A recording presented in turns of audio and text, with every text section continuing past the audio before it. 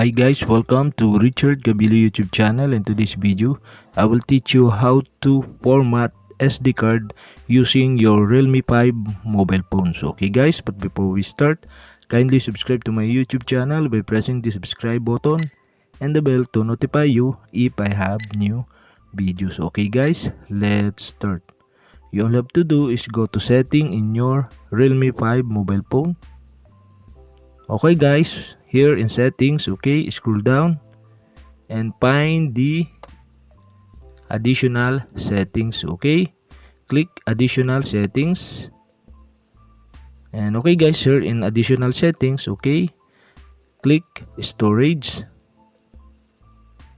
and okay guys, here in storage, okay, scroll down and find the SD card. So okay guys, all you have to do is click SD card.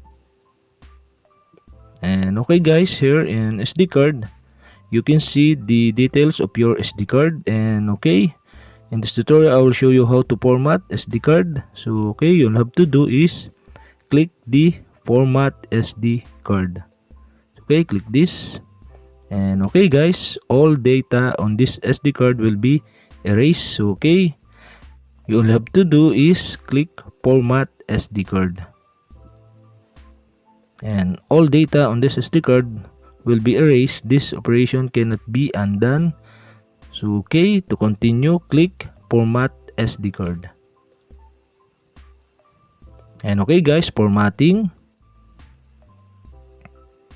And okay guys, this SD card has been formatted and can be used for storing photos and other media files. Okay, so okay guys, click OK.